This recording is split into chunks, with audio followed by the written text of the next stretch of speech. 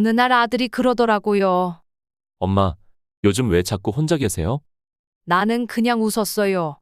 그냥 조용한 게 좋아서. 근데 그 말이 거짓말이었어요.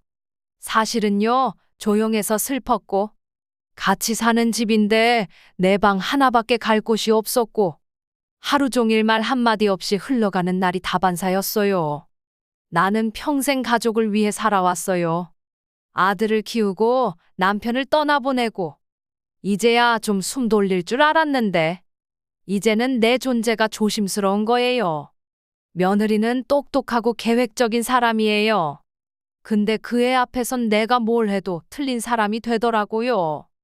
어머님, 그건 요즘엔 안 해요. 어머님, 저희 방식이 있어요.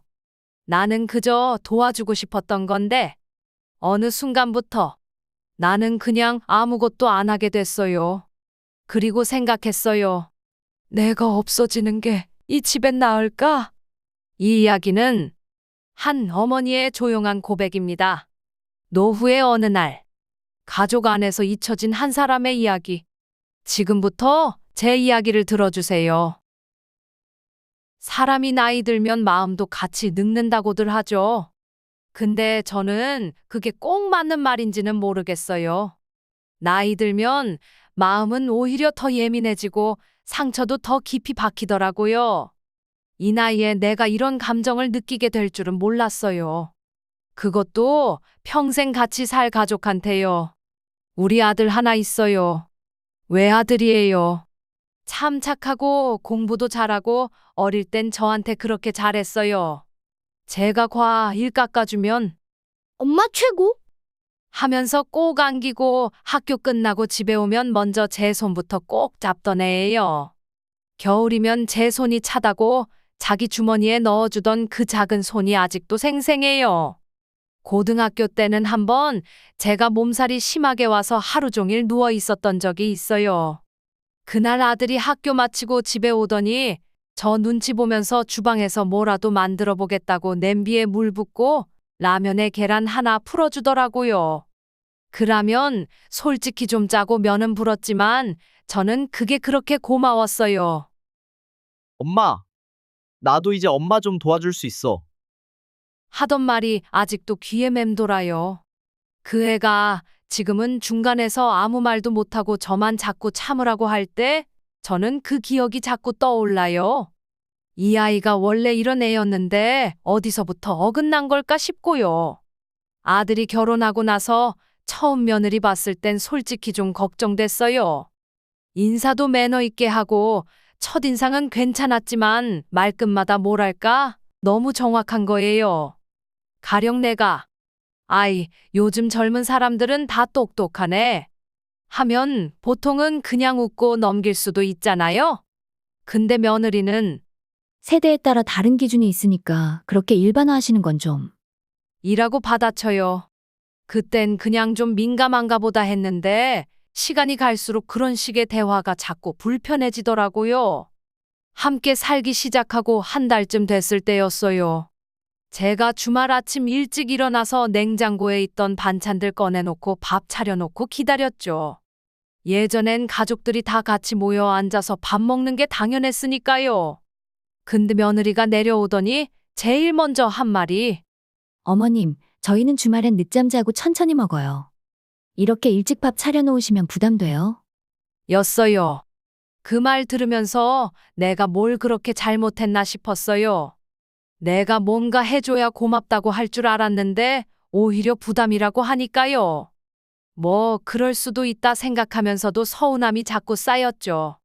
특히 며느리는 말투가 딱 부러지긴 한데 그게 늘 내가 옳고 어머님은 구식이라는 뉘앙스로 들렸어요. 요즘엔 그렇게 안 해요. 그건 제 스타일이랑 안 맞아요. 이건 제가 할게요. 어머님은 손대지 마세요. 뭐든 자기 중심이에요. 나를 배려해서 하는 말 같지는 않았어요. 그날 저녁 아들한테 조심스레 얘기했어요. 얘, 내 아내가 내게 하는 말투가 좀 서운하네. 그랬더니 아들이 한숨 쉬면서 그러더라고요. 엄마, 요즘 사람들 다 그렇게 말해. 너무 예민하게 생각하지 마. 그리고 요즘 회사에서 상사한테 좀 시달리나 봐. 엄마가 이해 좀 해줘. 나는 그 순간 참 억울했어요. 예민해서 그런 게 아니라 사람 사이에는 따뜻함이 있어야 한다고 생각하거든요. 예의랑 배려는 다르잖아요? 그렇게 사소한 일들이 하나하나 쌓였어요. 말투, 식습관, 집안일 분담까지 모든 게 문제였어요. 근데 제일 힘들었던 건 아들이 중간에서 아무 말도 안 하는 거였어요. 며느리가 뭘 하든 그냥 웃고 넘기고 내가 속상해해도 엄마, 너무 예민하게 생각하지 마. 그렇게 생각하면 엄마만 힘들어. 이렇게 사소한 거 가지고 스트레스 받지 마. 이 말만 하더라고요. 그러다 보니 나도 점점 말을 아끼게 되더라고요. 내 말 한마디가 또 트집 잡히진 않을까. 또 요즘은 안 그래요. 소리를 들을까 싶어서요. 마음이 다치니까 몸도 따라가요. 하루가 길고 내가 이 집에 있으면서도 꼭 손님 같고 그렇게 점점 내 방에만 있게 됐어요. 부엌에도 잘 안 나가게 되고 같이 밥 먹는 것도 꺼려지고 그냥 내가 이 집에 있으면 안 될 것 같은 기분이 들어서요. 내 집인데 내가 눈치 보게 되는 그런 상황, 그거 정말 견디기 힘들어요. 사람 마음이란 게 참 묘해요. 겉으로는 괜찮은 척 하면서도 속은 썩어 들어가고 있더라고요. 나는 그냥 이 집에 도움되는 사람으로 남고 싶었어요. 괜히 짐처럼 느껴지기 싫어서요. 그래서 일부러 더 조심하고 더 노력했어요. 아침에 며느리보다 먼저 일어나서 커피 내려놓고 아기 옷 빨아서 개어놓고 쓰레기 버리고 오고 내가 안 해도 될 일들이지만 뭔가라도 하면 내 존재가 덜 불편하지 않을까 싶어서요. 그런데 그런 노력들이 무색하게 느껴질 때가 많았어요. 한 번은 이런 일이 있었어요. 아기 예방접종 일정이었는데 며느리가 깜빡한 거예요. 내가 달력에 체크해놨던 걸 기억하고 조용히 며느리에게 말했죠. 아기 이번 주 금요일에 주사 맞는 날이지? 그랬더니 며느리가 눈을 크게 뜨고 어머님, 그런 건 저희가 다 챙기니까 굳이 신경 안 쓰셔도 돼요. 라고 말하더라고요. 말투는 차분했지만 그 속뜻은 너무나 선명했어요. 간섭하지 마세요. 그날 저녁에 아들에게 은근슬쩍 얘기했죠. 내가 괜히 말한 걸까? 좀 무안했어. 아들이 그 말을 듣고는 곧장 사과했어요. 엄마, 미안. 와이프가 요즘 스트레스 많아서 예민한가 봐. 너무 마음 쓰지 마. 하는데 그 말이 또 한편으론 서운했어요. 왜 늘 나는 마음을 쓰지 말아야만 하는 쪽일까? 그리고 또 한 번은요, 저녁 준비 중이었어요. 며느리가 회사에서 늦게 들어온다길래 내가 된장찌개랑 두부조림을 해놨죠. 아들이 그런 음식 좋아하거든요. 근데 며느리가 들어오자마자 식탁 보더니 어머님, 제가 아침에 식단 계획 세워뒀어요. 냉장고에 있는 브로콜리랑 닭가슴살 쓰려고 했는데요. 하면서 괜히 표정이 굳어지더라고요. 순간 아들이 아, 엄마가 해주신 거면 그냥 먹자. 하고 넘기려는데 며느리가 이러면 제가 계획한 게 다 어그러져요. 식재료도 낭비되고요. 하더니 부엌으로 가서 자기 반찬을 따로 꺼내서 차리더라고요. 나는 그 순간 내가 참 민망하고 미안했어요. 마치 괜히 나섰다가 흐름을 망친 사람처럼 느껴졌어요. 그렇게 되니까 내가 뭘 해도 안 되는 사람 같았어요. 해도 문제고 안 해도 문제고. 며느리의 말은 늘 맞는 말이에요. 틀린 건 없어요. 근데 그 말들이 다 맞을수록 나는 이 집에서 점점 작아져만 가더라고요. 또 어떤 날은 며느리가 청소기를 돌리다가 제 방 앞에서 멈추더니 어머님 방은 따로 청소하실 거죠? 저는 어머님 물건에 손대는 거 꺼려져서요. 그러는데 그건 정말 참기 힘들었어요.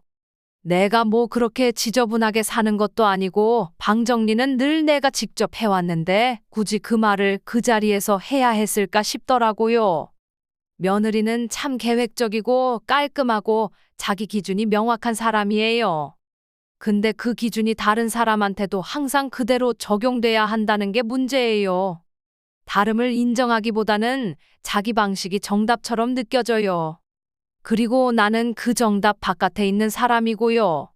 그럴수록 나는 점점 내 방에만 있게 됐어요. 부엌에도 잘 안 나가고 손자랑도 점점 거리감이 생기고 그냥 내가 이 집에 있으면 안 될 것 같은 기분이 들어서요. 내 집인데 내가 눈치 보게 되는 그런 상황, 그거 정말 견디기 힘들어요. 그렇게 하루하루 지나다 보니 마음속에 응어리가 자꾸 생기더라고요. 말로 꺼내진 않지만 나도 나름의 자존심이 있어요. 내 인생을 헛되게 산 건 아니니까요. 내가 여태껏 아들을 어떻게 키웠는데 내가 이렇게까지 위축돼야 하나 싶고, 근데 또 그런 생각을 하는 나 자신이 또 별스럽게 느껴지고, 사람이 늙는다는 게 몸이 늙는 것보다 마음이 지쳐가는 게 더 무서운 거더라고요. 말은 안 해도 상처는 계속 쌓이고 나도 모르게 점점 고요해지는 거죠. 외로움은 늘 조용히 찾아오니까요. 사람이 한계에 다다르면요, 조용히 무너지지 않더라고요. 무너지는 순간은 생각보다 소란스럽고 그 여파는 오래 남아요. 그날도 평범했어요. 아니, 오히려 평온했죠. 아침부터 집안에 정막이 감돌고 며느리는 자기 방에서 재택근무한다고 나오질 않았고 아들은 출근하고 없었고 나는 평소처럼 조용히 손자 빨래를 정리하면서 따뜻한 차 한 잔 내려 마시고 있었어요. 근데 그날따라 이상하게 속이 울렁거리더라고요. 어젯밤에 잠을 설쳤거든요. 그냥 멀쩡하게 누웠는데 갑자기 숨이 턱 막히는 느낌이 들었어요. 누가 내 가슴 위에 돌을 올려놓은 것처럼 답답하고 울컥하고 눈물이 왈칵 쏟아졌어요. 근데 혼자 울고 나면 또 멀쩡한 척을 하게 돼요. 그게 습관이 되더라고요. 나이 들어서 배우는 가장 쓰린 습관이에요. 점심 무렵 며느리가 부엌에 나왔어요. 커피포트에 물을 올려놓고 냉장고 문을 열다 말고 제게 묻더라고요. 어머님, 냉장고 안에 있던 닭가슴살 어디 갔어요? 나는 순간 당황해서 아, 그거 아기 이유식 만들려고 조금 썼어? 남은 건 지퍼백에 따로 놔뒀는데 했죠.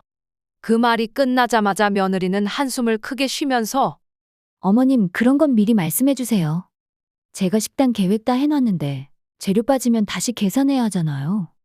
그 말이 너무 익숙한 말투였어요. 항상 계획, 계산, 다시. 내 행동은 늘 예상 바뀌고 번거로움이고 차질이고 나도 모르게 말이 나왔어요. 내가 이 집에서 뭘 하면 안 되겠니? 그 말이 끝나자 둘 사이에 정적이 흘렀어요. 며느리는 제 눈을 피하지도 않고 그대로 바라보더라고요. 아니요, 그런 말씀이 아니에요. 근데 어머님이 뭔가 하실 때마다 저랑 너무 다르니까 제가 조율하느라 힘들어요. 그 말이 마지막이었어요.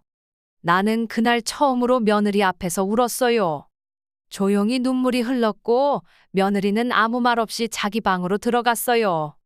문 닫히는 소리, 그거 아직도 잊히질 않아요. 마치 내가 완전히 밖으로 밀려난 느낌이었어요. 그날 밤 아들이 퇴근해서 돌아왔을 때 나는 식탁에 앉아 있었어요.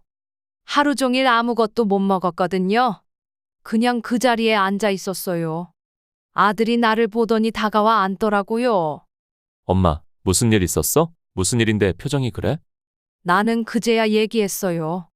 말하고 싶어서가 아니라 그냥 더 이상 안고 있을 힘이 없어서요. 나 요즘 너무 외롭다. 내 아내랑 나 너무 다르잖니. 내가 뭔가 하면 다 잘못된 것 같고 하지 말라고 하니 더 미안하고 그냥 내가 이 집에 없으면 다 편할 것 같다는 생각이 자꾸 들어. 아들은 조용히 듣더니 한참을 말없이 앉아 있다가 고개를 푹 숙였어요. 엄마, 미안해. 사실 나도 알고 있었어. 엄마가 얼마나 외롭고 힘드셨을지 나도 알고 있었는데 어떻게 해야 할지 모르겠어서 그냥 외면했어. 엄마는 항상 강한 사람인 줄 알았거든.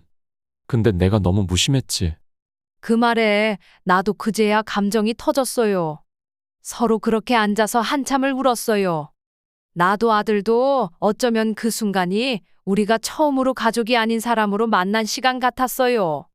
그 후로 며칠간 집안 분위기는 더 조용해졌어요. 며느리도 조심스러워졌고 나도 괜히 멀어졌고. 그런데 어느 날 며느리가 제 방 문을 두드렸어요. 조용히 들어와서 앉더니 말하더라고요. 어머님, 저도 처음이라 서툴렀던 것 같아요. 엄마랑 살아본 적이 없어서 어떻게 해야 할지 몰랐어요. 그 말이 너무 늦었지만 또 너무 필요한 말이었어요. 나는 그 말을 들으면서 내 감정의 반이 조금은 풀리는 느낌이었어요. 완전히 풀린 건 아니지만 누군가가 나의 존재를 이해해 보려고 한다는 게 그렇게 큰 위로가 될 줄 몰랐어요. 하지만 그렇게 이야기를 나눴다고 해서 갈등이 사라지는 건 아니더라고요. 하루아침에 모든 게 바뀌진 않아요. 그래도 그날 이후로는 며느리도 가끔 물어봐요. 어머님, 이거 같이 하실래요? 라든가 아기는 오늘 어땠어요? 하고 말을 걸어요. 전 같았으면 없던 일이죠. 내 마음도 조금씩 바뀌기 시작했어요. 기대하지 않고 섭섭해하지 않고 있는 그대로 보려고요. 그리고 내가 이 집에서 어머니이기 전에 나 자신이라는 걸 잊지 않으려고 해요. 가족이란 게 참 어려워요. 서로 너무 가까워서 오히려 상처도 크고 말 한마디에 울고 웃게 되니까요. 근데 그게 또 가족이니까 가능한 거겠죠. 외롭고 억울하고 때론 서러워도 내가 선택한 사람들, 내가 사랑한 사람들과 함께 살아가는 일. 그게 노후의 숙제고 내 삶의 한 장면이겠죠. 그렇게 스스로 다독이며 살아가던 어느 날이었어요. 그날은 아들의 생일이었죠. 사실 나는 몇 주 전부터 몰래 선물을 준비했어요. 요즘 일이 바쁘고 지쳐 보이길래 오랜만에 그 애가 좋아했던 갈색 가죽 장갑을 샀어요. 어릴 때부터 겨울이면 장갑을 꼭 끼던 애였거든요. 예전에도 제가 사준 장갑 끼고 학교 갔던 기억이 문득 떠오르더라고요. 그게 괜히 마음에 걸려서 백화점 몇 군데를 돌다가 제일 고운 가죽으로 된 걸 골랐어요. 그 아이 손에 맞을지 몰라서 손 크기 재보려고 자는 손 몰래 살짝 펴보기도 했고요. 참, 지금 생각해도 우습죠. 늙은 엄마가 다 큰 아들 손치수를 재겠다고 새벽에 몰래 손을 잡고 있던 그 장면이. 그날 저녁 케이크 하나 놓고 가족이 모여 앉았죠. 며느리는 손수 요리를 몇 가지 해놨고 분위기도 그럭저럭 좋았어요. 나는 식사 마치고 조심스럽게 장갑을 꺼냈어요. 선물 포장도 직접 하고 손편지도 짧게 썼어요. 너의 겨울이 조금이라도 따뜻하길 바라는 엄마가. 근데 아들이 선물 상자를 열자마자 며느리가 바로 말하더라고요. 어머님, 저희 이번에 장갑 하나 새로 샀는데요. 어제 도착했어요. 아, 이거랑 비슷한 디자인이네요. 그 말이 뭐 일부러 나쁘게 하려던 건 아니었겠죠. 근데 그 순간 제 마음속에서 뭔가가 톡 하고 끊어지는 소리가 들렸어요. 아들은 아무 말 없이 웃고 엄마 고마워. 덕분에 올 겨울 따뜻하게 보내겠네. 하긴 했지만 그 표정도 어쩐지 미안해하는 것 같았어요. 내가 괜히 또 뭔가를 했구나 싶은 마음에 케이크 조각 하나 겨우 삼키고 방으로 들어와 버렸어요. 내가 그날 밤 얼마나 울었는지 몰라요. 손에 들려있던 남은 포장지랑 그의 손치수 적어놓은 메모종이 그걸 한참 바라보다가 괜히 내가 살아있어도 되는 건가 싶었어요. 내가 왜 이 집에 이렇게까지 마음을 쓰는 건가 싶고 그냥 나 혼자 너무 오래 애쓰고 있었구나 싶더라고요. 사람 마음이 제일 아플 땐요, 소리도 안 나요. 그냥 몸이 조용히 식어가요. 마음이 딱딱하게 굳어가는 거죠. 누구한테 말할 수 없고 말해도 그게 다 전달되지 않을 걸 아니까. 그래서 그냥 가만히 있어요. 혼자 속으로 묻어요. 그게 제일 아픈 시간이었어요. 사람 마음이 참 신기해요. 무너졌던 자리에서 다시 피어나려면 누군가가 다가와서 말 한마디 건네주는 것만으로도 충분할 때가 있어요. 아주 조용한 말 한마디가 오래 굳어있던 마음을 천천히 녹이거든요. 그날 이후 나는 한동안 더 조용해졌어요. 아들과 며느리는 눈치를 봤는지 말을 아끼고 나도 굳이 먼저 다가가려 하지 않았어요. 이젠 기대도 없고 감정도 사그라든 것처럼 보였겠지만 사실은 마음이 너무 차가워져서 아무것도 느끼지 않으려 한 거였어요. 그런데 며느리가 조금씩, 정말 조금씩 변하더라고요. 먼저 말을 걸기 시작했어요. 어머님, 이 반찬 어떻게 만드는 거예요? 하고 묻기도 하고 아기 이유식 만들다 말고 어머님이 예전에 만들어주셨던 감자죽 있잖아요. 그거 한 번 더 해주세요. 하고 부탁하기도 했어요. 그 말을 듣는 순간 나도 모르게 알았어. 라고 대답했는데 속으론 눈물이 핑 돌았어요. 별것도 아닌 말인데 그 말 안에 당신이 필요한 존재예요. 라는 메시지가 담겨 있는 것처럼 들렸거든요. 그런 말이 얼마나 오래 기다렸던 말이었는지 아마 며느리는 몰랐을 거예요. 며느리와 나 둘이 처음으로 단둘이 앉아 대화를 나눈 날도 있었어요. 아주 조용한 오후였고 나는 빨래를 개다가 잠깐 쉬고 있었는데 며느리가 다가와서 제 옆에 앉더라고요. 그리고는 울먹이며 말을 꺼냈어요. 어머님, 제가 좀 무심했어요. 사실 저도 어릴 때부터 혼자 해결하는 게 익숙해서 누가 뭘 해주면 오히려 불편했어요. 그래서 어머님이 뭔가 해주시면 감사하기보단 제 자리를 빼앗긴 기분이 들었어요. 그 말 듣고 가슴이 철렁했어요. 나도 몰랐던 며느리의 마음 처음으로 들은 거니까요. 나는 조심스레 답했죠. 그래, 이해는 해. 나도 그랬어. 너희 집에 들어온 이후로 계속 나는 어디까지 해도 될까 고민하면서 지냈어. 뭘 해도 불편하다고 느낄까 봐. 근데 나는 그냥 너희한테 도움이 되고 싶었을 뿐이야. 그게 내 방식의 애정이었는데 서로 방식이 다르다는 걸 너무 늦게 알았던 거지. 그 대화 이후로 우린 말수가 조금씩 늘기 시작했어요. 아직도 어색하고 조심스럽긴 해요. 가끔 며느리가 바쁜 날이면 어머님, 아기 좀 봐주시겠어요? 하고 부탁하는 일도 생겼고 나도 기꺼이 받아들여요. 그 짧은 순간에 느껴지는 신뢰란 감정이 얼마나 오래 걸려서 생긴 건지 이제는 너무 잘 알죠. 아들도 조금 달라졌어요. 퇴근하고 들어오면 제 방문을 툭툭 두드리고 엄마, 식사하셨어요? 엄마 좋아하는 아이스크림 사왔는데 나와서 같이 먹어요. 하고 물어요. 전 같았으면 그런 말 안 했을 애였어요. 서로 너무 익숙해서 오히려 물어보지 않았던 말. 근데 이젠 그 작은 질문 하나가 제 하루를 밝게 해줘요. 나는 요즘 매일 아침에 일어나면 거실로 나가요. 커튼을 열고 햇살이 들어오면 창밖을 바라보다가 차를 한 잔 내려요. 이 집이 여전히 낯설게 느껴질 때도 있지만 이제는 내가 이 집에 있어도 된다고 느껴요. 눈치 보지 않아도 되는 자리가 생긴 것 같아서요. 그리고 무언가를 깨달았어요. 가족이란 건 내가 원하는 방식으로 사랑을 주는 게 아니라 상대가 받을 수 있는 방식으로 사랑을 건네는 거라는 걸요. 나는 그걸 너무 늦게 알았지만 그래도 늦게라도 알게 된 게 다행이라고 생각해요. 이제 나는 예전처럼 뭔가를 해주려 하기보단 묻는 사람이 되려고 해요. 도와줄까? 하고요. 그리고 누군가 응, 부탁드려요. 라고 말해주면 그 한마디가 내 하루를 따뜻하게 만들어줘요. 사람은요, 결국 필요한 존재가 되고 싶어 해요. 존재감이라는 게 대단한 게 아니더라고요. 누군가 나를 떠올리고 한 번쯤 말을 걸어주고 웃어주는 것. 그게 내가 이 집에서 살아가는 이유가 되어주고 있어요.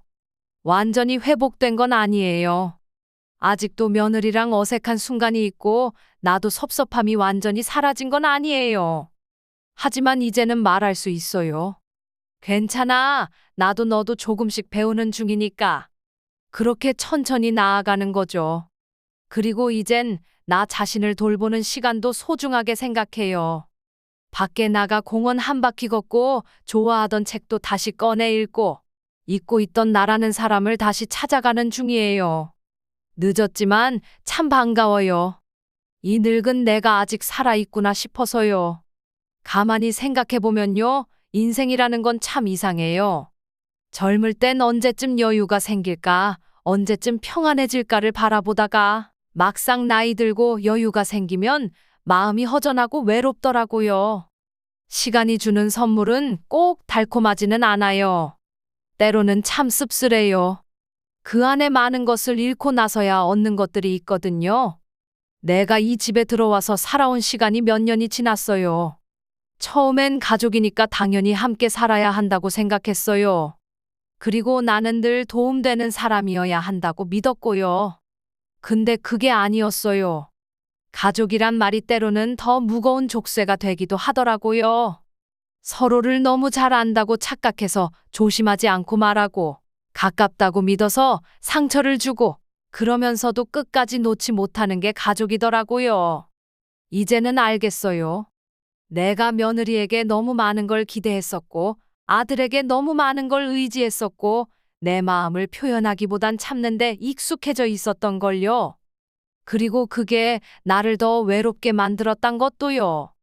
이제는 그렇게 살지 않으려고 해요. 누군가에게 맞추기 위해 내 마음을 계속 접어두는 삶은 이제 그만하려고요. 물론 가족이니까 양보도 해야 하고 이해도 해야 하죠.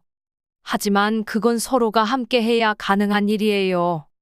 혼자만 조심하고 혼자만 참는 가족은 가족이 아니라 관계라는 이름의 숙제일 뿐이더라고요. 그래서 요즘은 나도 내 시간을 조금씩 찾아가고 있어요. 가까운 문화센터에 수업을 듣기 시작했어요. 수채화 그리기 수업이에요. 평생 물감 붓 한 번 제대로 잡아본 적 없는데 이상하게 그 조용한 시간이 그렇게 좋더라고요. 그림을 그리는 건 어쩌면 내 마음을 색으로 풀어내는 일 같아요. 말로 못했던 감정들이 색으로 번져나가니까요. 내 방도 조금 바꿨어요. 오래된 커튼을 바꾸고 창가에 작은 화분을 하나 두었어요. 해가 잘 드는 시간에 그 앞에 앉아 있으면 괜히 내 안에 어두운 그림자도 조금은 밝아지는 것 같아요. 창밖을 보면서 그냥 멍하니 앉아 있는 시간, 그게 이젠 나한테 가장 소중한 순간이 됐어요. 며느리와도 여전히 완벽하진 않아요. 가끔은 또 부딪히고 서로 눈치 보기도 해요. 근데 이제는 그게 나쁜 것만은 아니란 걸 알아요. 말하지 않으면 모르는 거니까 부딪혀야 서로를 알 수 있는 거니까요. 며느리도 이제는 저를 조심스레 배려하려고 하고 저도 그 아이의 방식대로 살아가는 걸 조금 더 인정하게 됐어요. 아들도 여전히 바쁘지만 예전보다 눈빛이 달라졌어요. 나를 볼 때 미안함 대신 따뜻함이 보여요. 그냥 엄마, 잘 지내? 어디 아픈 곳은 없고? 이 말 한마디가 나한테는 큰 위로예요. 그런 걸 몰랐던 시절이 있었지만 이제는 소중하게 느껴져요. 나는 여전히 엄마고 시어머니고 어른이지만 그보다 먼저 나는 나예요. 이름 가진 사람이고 감정 있는 사람이고 외롭기도 하고 웃고 싶기도 한 사람. 그걸 잊고 살았던 게 제일 안타까웠던 부분이에요. 이제는 조금씩 나를 되찾아가요. 그리고 그렇게 다시 살아가고 있어요. 조용히, 묵묵히, 그러나 온전히 나로서. 누군가 내게 이제 행복하냐? 고 묻는다면 글쎄요. 그렇게 단순한 말로 대답하긴 어려워요. 근데 분명한 건 이제는 하루를 미워하지 않게 됐다는 거예요. 아침에 눈을 떴을 때 또 하루가 시작됐다는 게 괜찮게 느껴진다는 거예요. 그거면 나한텐 충분해요.